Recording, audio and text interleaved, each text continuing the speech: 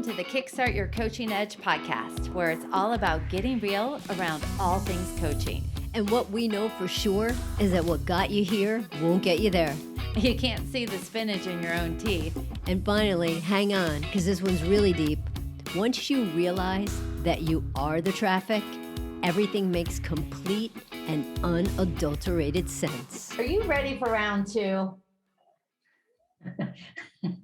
I feel like we're in a boxing match right now. And do you know that they made some candy that's in the shape of ears, like Mike Tyson candies? Yeah, what are they called? Mike's Bites? I think so. Yeah, so that's fun. So that's a blast from the past. Anyway, but we're not going to be talking about that. Instead, we're going to be talking about choice. And this is the second round of our Pulling from the Unfuck Yourself calendar by Gary John Bishop. And the quote that we're going to pick up today is, choose. What are you going to fight for? The past or the future? Your self-sabotaging BS or a long-awaited freedom?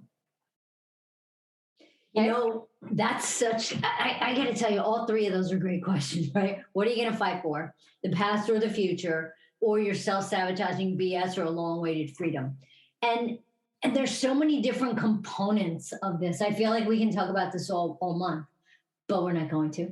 But I think too, this is really about taking a stand, and it makes me think of like, it's what are you going to fight for? You know, and this means you, not like, you know, we need to go get picket signs and do something like that. But it's, you know, your past or your future, your self-sabotaging BS or your long-awaited freedom.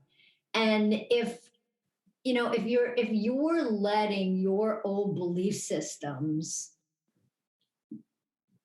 dictate the choices that you're making right now, you're essentially having your past create your future.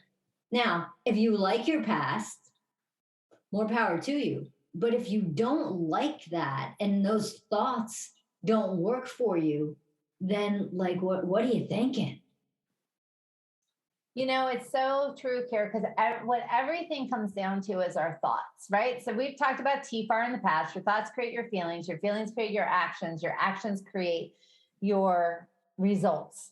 And so every single thing in life and how we see the world is all based on our thoughts, and that includes our past.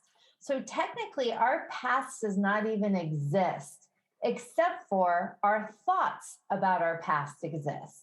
It's like when you take two kids that grew up in the same household growing up, right? And they had completely different experiences of what life was like. It's because they each had their own thoughts about what life was like. They have their own thoughts today of what life used to be like. And so it's interesting because what happens is when we hang on to the stories of old, it's because we have thoughts that are attached with them. And it's so interesting because we've had lots of history that we've experienced that we don't even reflect on anymore. We don't even think about it. Remember, like when somebody says, remember that time, blah, blah, blah happens. And then you're like, yeah, vaguely.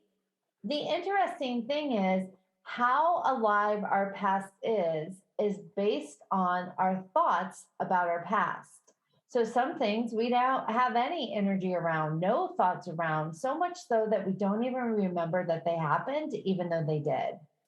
Whereas some things in our past, we hold on to it, especially the way we label ourselves. So I'll never be good at this, or I'm not organized, or I'm a time waster, or I hate structure, or all those kinds of things, right? So Karen's like, okay, you've given enough examples, right, Karen? Anyway, I'm like, okay, so I don't like structure, and a couple of the other ones with the organization fit you very well, so. It's true. And so what's interesting, though, is we take something that we label based on our past, we carry it into our future, saying that is who we are. And then we start to sabotage our behaviors versus saying, what do we want to focus on? What do we want to create? create. Who do I need to be in this moment to be able to move myself forward? What does a person who does X, Y, and Z, how do they show up? So we let our future goals actually propel us forward versus our self-perceived limitations of the past to hold us back. And usually what happens is self-sabotage comes into the form of showing up so that we can quickly exit our strategy of what we say we want because we know that later on we're going to experience disappointment anyway. So might as well get over it.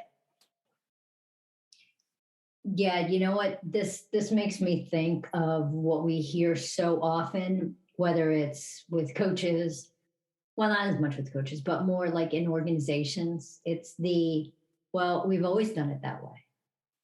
And so often we've always done it that way. One of my favorite things that I was talking to one guy about this once, and we were doing a class together, and somebody said to him, well, we've always done it that way. And he's like, well, congratulations, you've been doing it wrong for 40 years. And, it's interesting because we get so stuck on that one way that we think that that's the right way.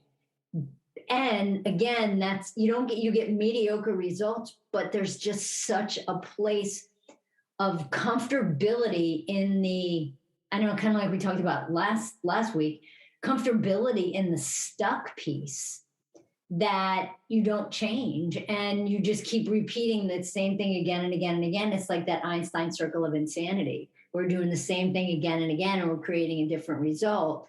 But it's because of what it is that you're thinking about that thing. Because if you don't change your thinking, you're not going to change anything else, right? Because, here's something prolific for you, Jen. If nothing changes, nothing changes.